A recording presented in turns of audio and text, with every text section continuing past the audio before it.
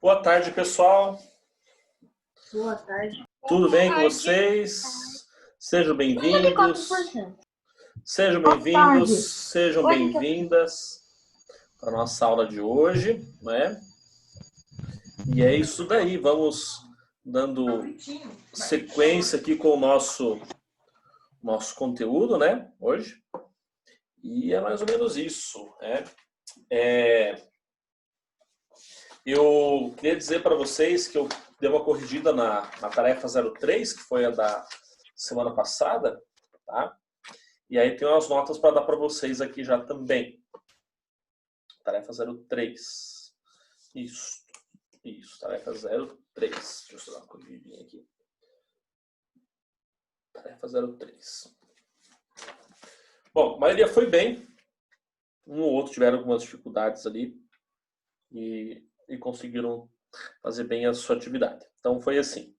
Ana Paula e Ângelo, 10. Antônio, 04. Caroline, 09. Emanuel, Felipe, Gabriel Tonieto e Gabriel Leandro, 10. Gustavo, 10. Isabela, 09. Lucas Vinícius, 07. Mateus, Pedro, Vanessa e Vitória, 10. E Júlia Dural, 09. Tá bom? Aí nós teremos uma outra atividade a ser feita hoje ainda. Depois eu vou passar para vocês, vamos fazer juntos. E aí, na semana que vem, é o nosso último conteúdo do bimestre, tá? Na próxima aula. Porque no dia 25 é a nossa revisão para a prova. Lembrando que no dia 2 de outubro é a nossa prova bimestral de ensino religioso, valendo 40 pontos, tá? A prova esse bimestre vai ter um valor um pouquinho maior, porque nós não faremos trabalhos, faremos apenas as tarefas ao longo desse bimestre aí, tá? Não se esqueçam depois, na parte da tarde, de responder a chamada do Classroom, tudo certinho, para não terem problemas com a chamada depois, tá? Quem está aqui na aula comigo, já anotei, tá tudo certinho aqui. Belezinha? Deixa eu encontrar aqui o conteúdo. E nós vamos iniciar. Espera um pouco. Sexto A e sexto B.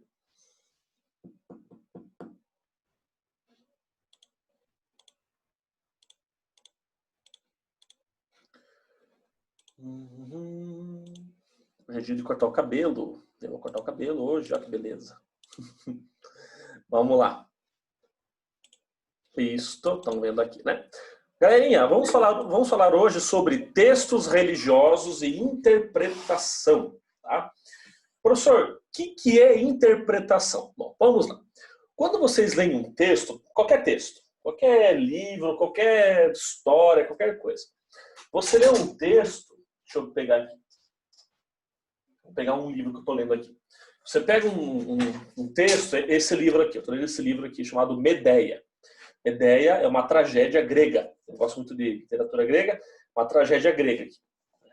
A primeira parte do livro, as páginas tem em português de um lado e em grego do outro.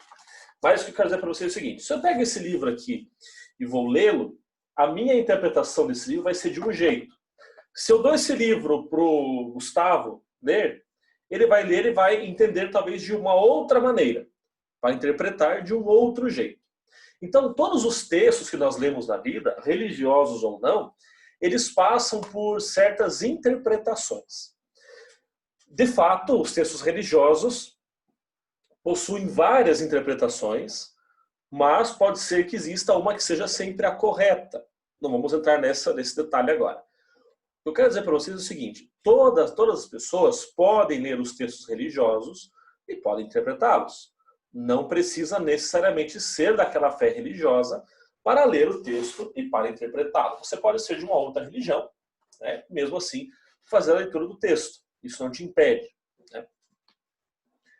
Então, analisando o significado do que é considerado sagrado, entendemos como comunidades ou grupos religiosos interpretam seus textos. Pessoas diferentes, em contextos diferentes, podem interpretar o mesmo acontecimento de diversas maneiras. Vou dar um exemplo. Vamos pegar um exemplo que não é um texto, né, escrito, mas é um fato. Hoje é dia 11 de setembro de 2020. Vocês sabem o que aconteceu no dia 11 de setembro, não sabem?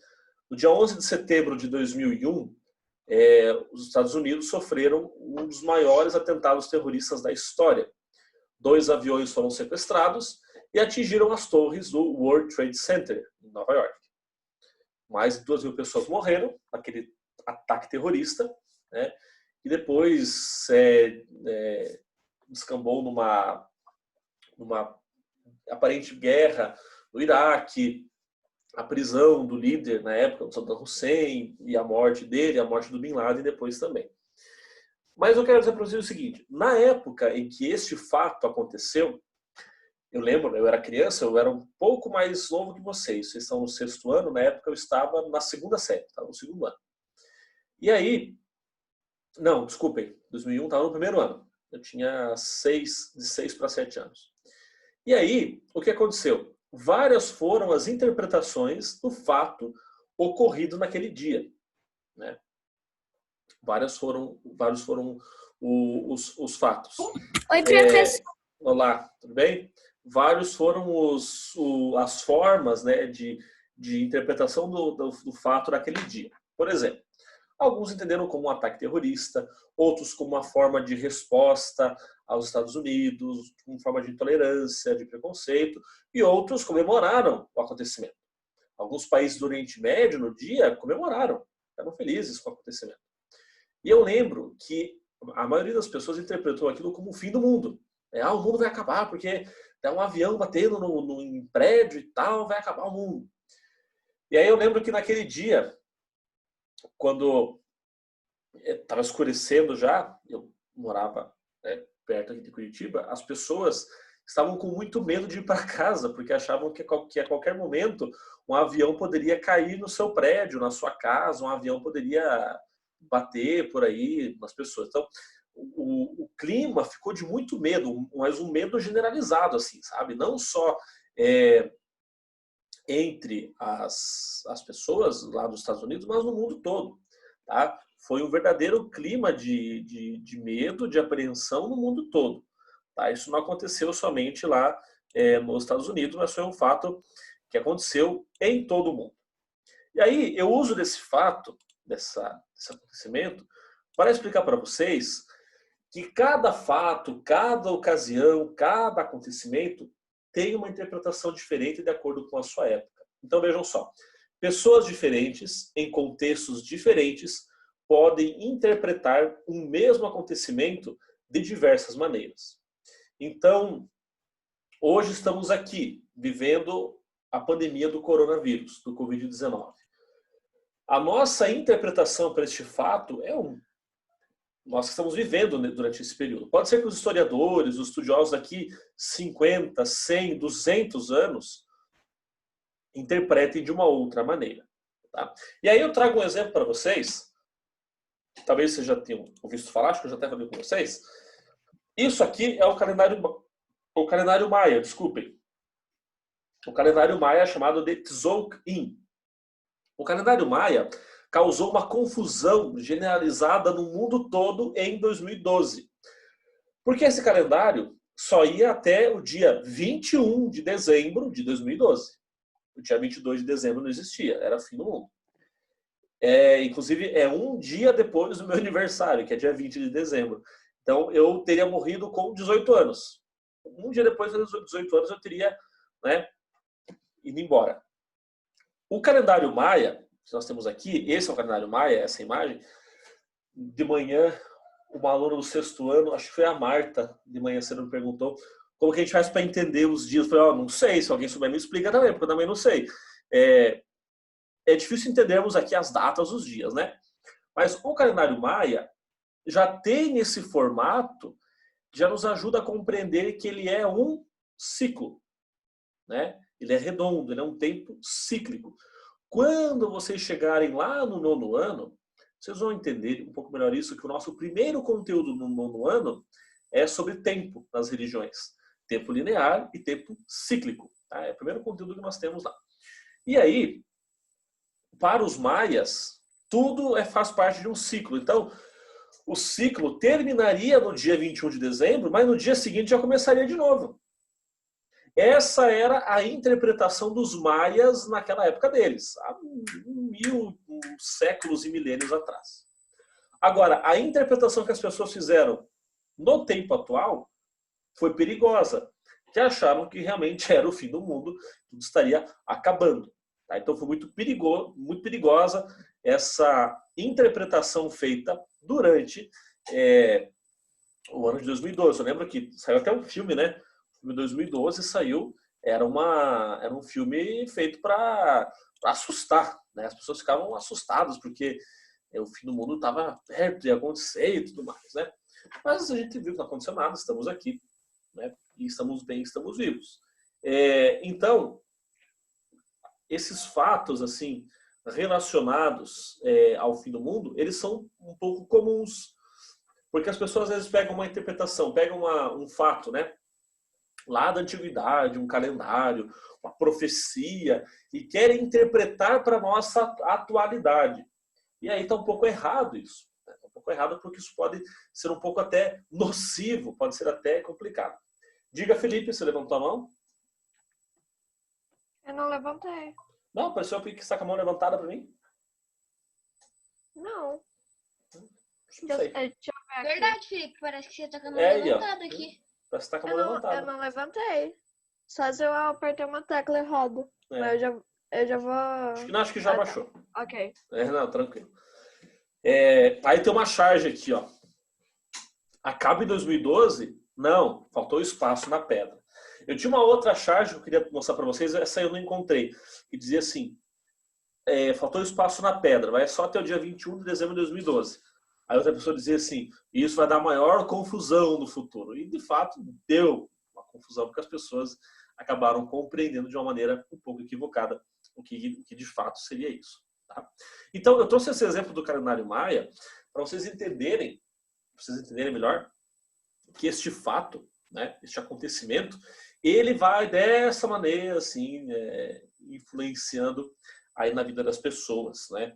Então, se nós lemos um texto hoje, temos que pegar o exemplo da Bíblia, né? Temos na Bíblia diversos textos, né? E aí nós temos que sempre analisar o contexto no qual ele foi escrito. Aí quando eu falo contexto, é contexto social, contexto político, contexto histórico, religioso, para a gente entender melhor do que ele está falando. Mesma coisa hoje. Pegamos uma notícia dos dias de hoje. Vamos entender melhor o que é toda essa sua capacidade que nós temos também. Tá? Tranquilinho até aqui? Hoje, vocês vão ver que hoje é um pouco menos de conteúdo.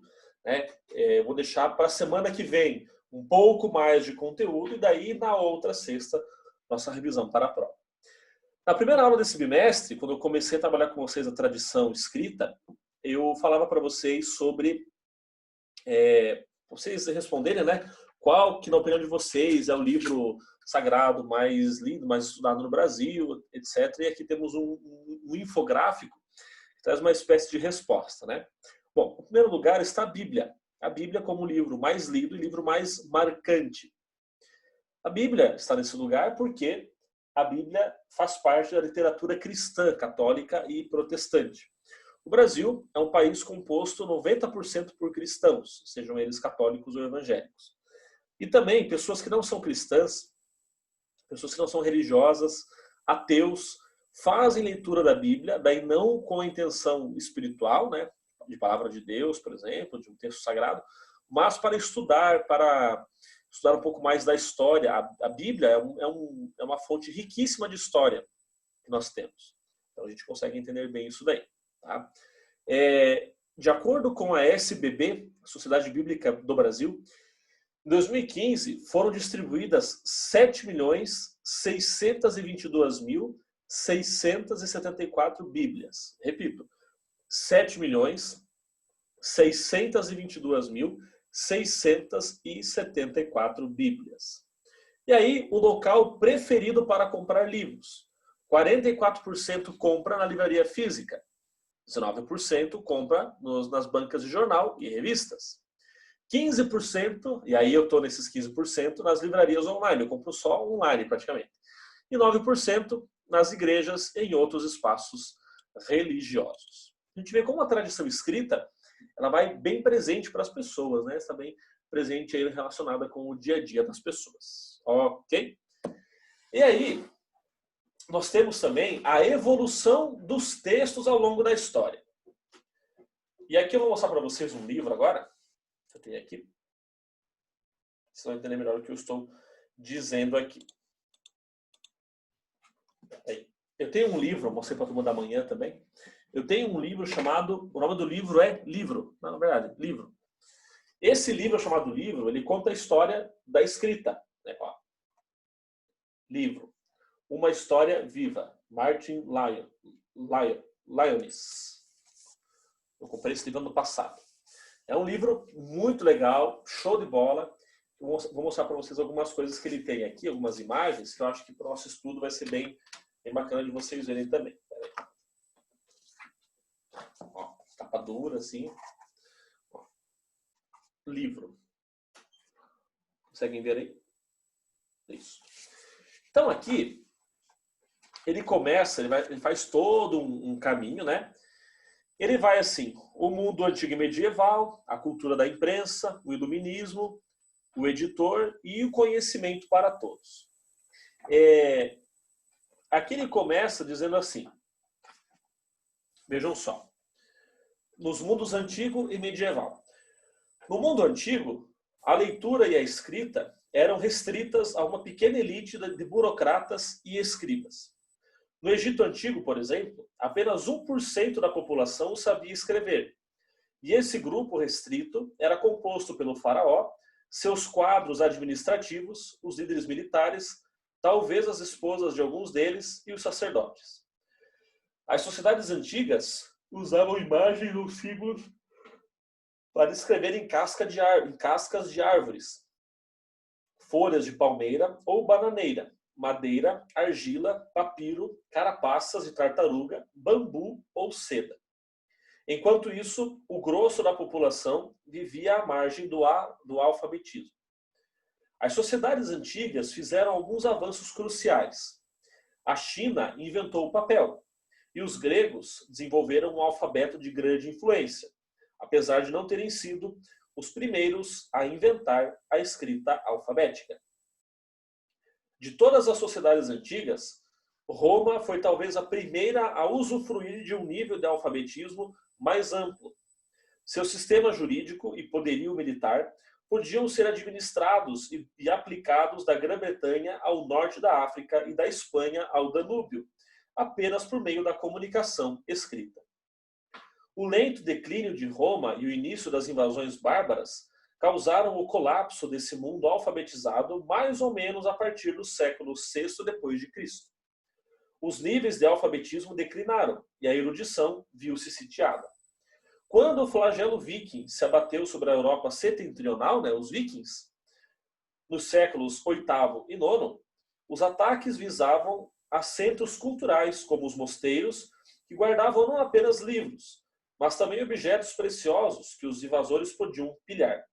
Contudo, durante a Idade Média, ocorreram dois fatos importantes e criativos. Gradualmente, o códice, que é o código, passou a ser mais usado do que o rolo, e a leitura silenciosa suplantou a leitura em voz alta.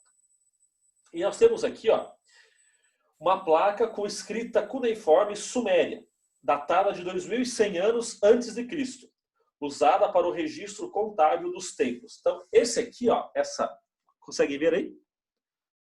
Essa imagem aqui é de uma escrita de por volta de 2400 anos antes de Cristo. Questões de contabilidade, na Mesopotâmia, que diz o seguinte: os antigos povos de nosso planeta deixaram seus primeiros vestígios escritos em rochas e paredes de cavernas. Não muito tempo atrás, em 1940, representações pictóricas de cervos e bisões foram descobertas nas cavernas de Lascaux, no sudoeste da França, datando de 15 mil anos antes de Cristo. As pinturas rupestres feitas com ocre pelos aborígenes australianos em Kakadu talvez precedam esses exemplos europeus em milhares ou mesmo dezenas de anos. Esses são exemplos de escrita como imagens pictóricas. A escrita como sistema de registro completamente codificado, só apareceu muito depois, por volta do início do quarto milênio antes de Cristo, nas burocracias urbanas centradas em templos no sul do atual Iraque. Então, nós temos aqui uma outra, né? A placa do dilúvio, da epopeia de Gilgamesh, de Nínive, norte do Iraque, do século VII a.C.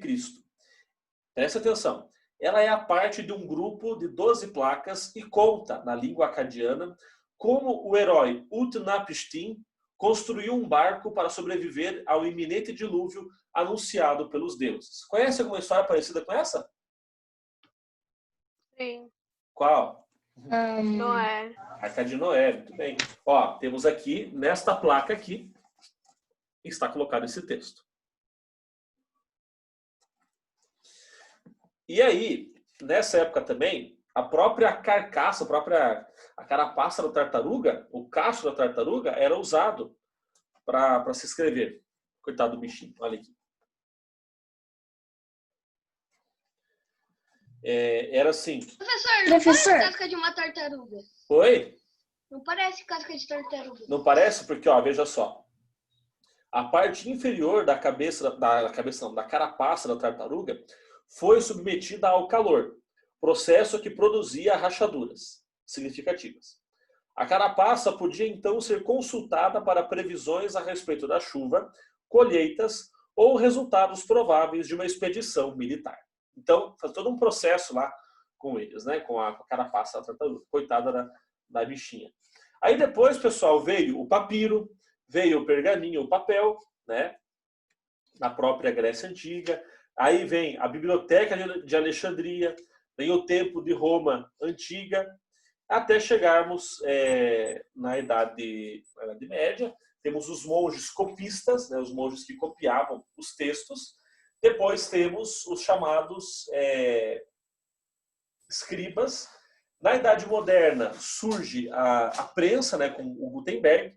E na Idade Contemporânea, que é a nossa, nós temos o grande surgimento das tecnologias, né? O mundo digital, nesse caso, no tempo mais contemporâneo. Beleza? Tranquilinho aqui?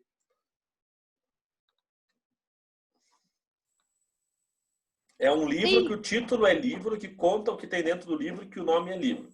Isso mesmo, Lucas. É isso. Isso é para confundir qualquer um, professor. A saga de um livro explicando o livro. É mais ou menos isso. As pessoas quando Tem mais de um livro chamado livro que nem esse? Ah, deve ter. Ih, tem sim. As pessoas quando querem são medrosas demais. Pessoas burras. Nossa. Galerinha, vamos lá para o Classroom agora. Tarefinha. Tarefa 4. Vamos entrar aqui no Professor, eu já fiz a chamada e acabei de... Eu tô tentando entender essa tarefa. Eu não vi. Professor, eu não consegui tanto entender a tarefa. Eu tô entrando na tarefa. Calma, vou explicar para vocês agora, né? Então vocês têm que esperar. Deixa eu compartilhar a tela com vocês. Espera aí. É sobre a aula de hoje, professor? Isso, mais ou menos. Sobre tudo que nós estamos vendo, né? A tarefa de hoje, primeiro, colocar o nome e turma. Aqui, bem importante, tá? E aí, você vai marcar se cada frase ela é verdadeira ou é falsa. É isso, tá? Primeira, os ensinamentos dos textos sagrados são seguidos apenas durante os cultos religiosos. O que está no texto sagrado, na Bíblia, na Torá, no Alcorão, ele é seguido só durante o culto, só durante a celebração ou fora da igreja, do templo, da mesquita também? Você acha que isso é verdadeiro? Ô, professor. Marca aqui. Acho que é falso, marca aqui. Diga. Cada questãozinha vale 2 pontos, né? Isso, cada questãozinha vale 2 pontos. A outra diz o seguinte: os textos sagrados têm um papel importante na preservação das memórias de uma comunidade. Isso é verdadeiro ou é falso? Para vivenciar a religiosidade no cotidiano, os adeptos de diferentes religiões buscam orientação em textos sagrados. Isso é verdadeiro ou é falso?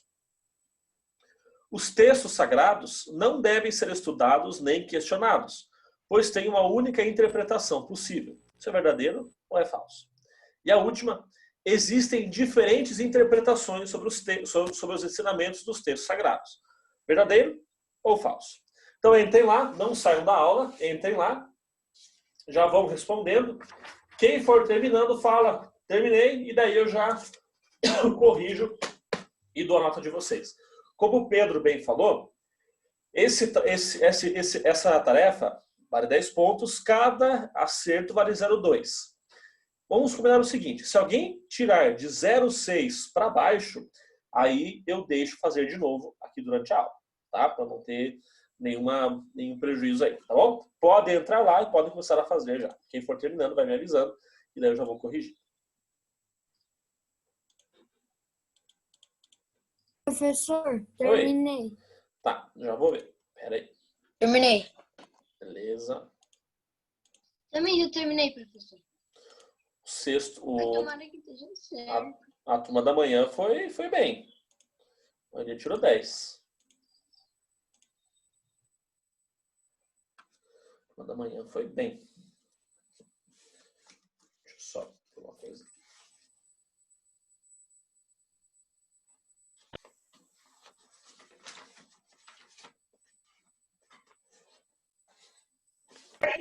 Terminei. Beleza. Então, vamos ver ali. Terminei. Maravilha. Deixa eu corrigir aqui do Keirson. Faltava do Keirson aqui ainda. Conhecem o Keirson? Quanto que o Keison tirou, professor? O Keirson tirou 10.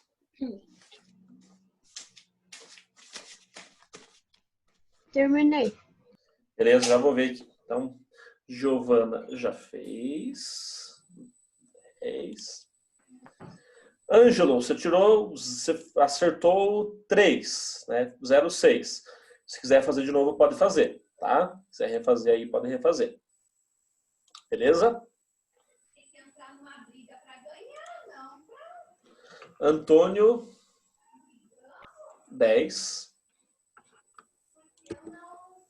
Lucas Vinícius, 0,8.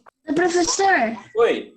Professor, posso fazer de novo? tem uma ali que eu não entendi direito o que tá falando.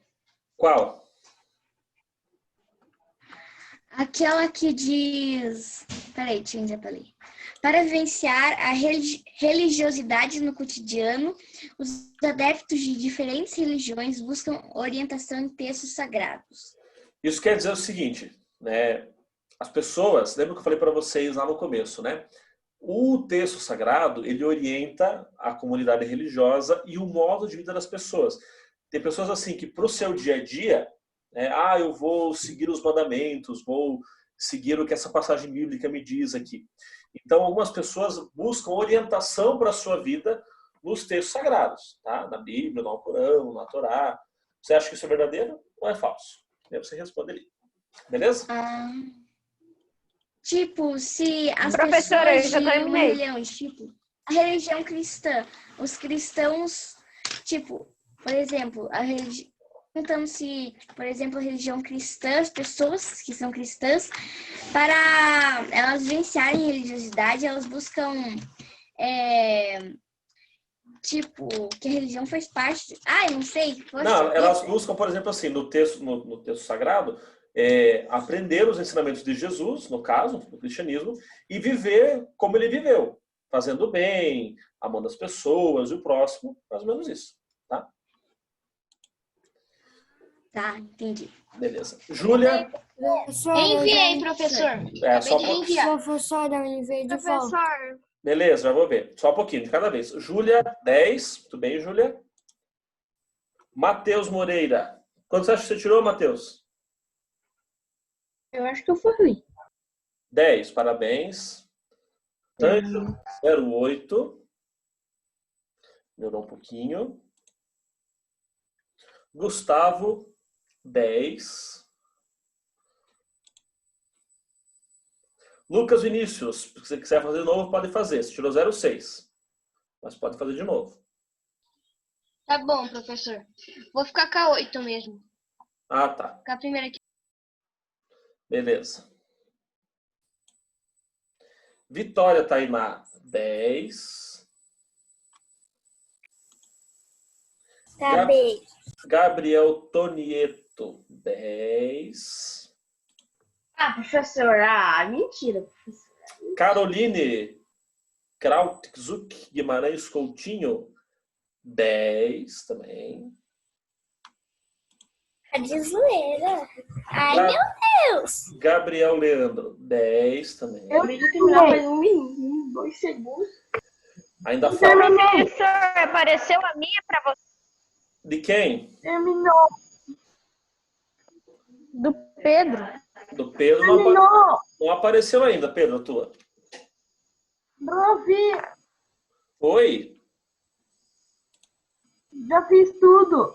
Maravilha. Então, tá bom. Já vejo lá quando aparecer aqui. Vamos ver aqui. Pedro Arthur, 10. Repetindo. Opa, apareceu mais um aqui. Emanuel. Quanto você acha que você tirou, Emanuel? Emanuel, cadê você? Fale comigo. Tá bom, tirou 10. Repetindo as notas. Ângelo, 08. Antônio, 10. Caroline, 10. Emanuel, 10. Tonieto, 10. Gabriel Leandro, 10. Giovana, 10. Gustavo, 10. Lucas, 08. Mateus, 10. Vanessa. Opa, desculpa, peraí. Pedro, 10. Vitória, 10. E Júlia, 10. Professor, quando você fala esse 0, me dá um medo. Acho que é só 0, não. Ainda falta aqui Ana Paula, Felipe Abreu. Professor, o meu você pode falar no chat privado? Posso? Ok. É que eu não tô com toda certeza. Felipe tirou Não, 10 ou 08? Como é que você sabe? Certeza. Porque eu sou esperto, sou vidente. Ah, você é evidente? Tá bom. Porque todo mundo conhece o Felipe, professor. Conhecendo, a gente já sabe, né? Entendi. Ah, é.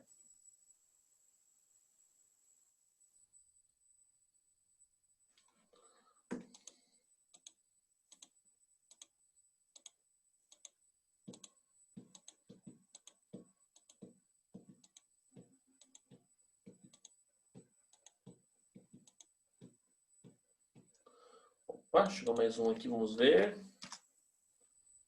Felipe Abreu, beleza. Manda meu número.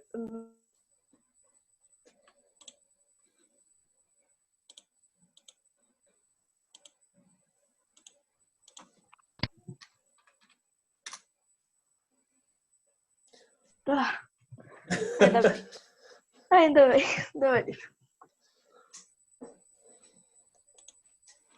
Então só falta Isabela, Ana Paula e Vanessa. Pessoal, nós vamos encerrando aqui, tá? Eu tenho aula com o 7º B daqui a pouquinho. Então, não se esqueçam de responder a chamada depois. E quem está com tarefas pendentes aí de fazê-las, ok? Bom final de semana a todos, bom descanso, até semana que vem. Grande abraço e tchau, tchau.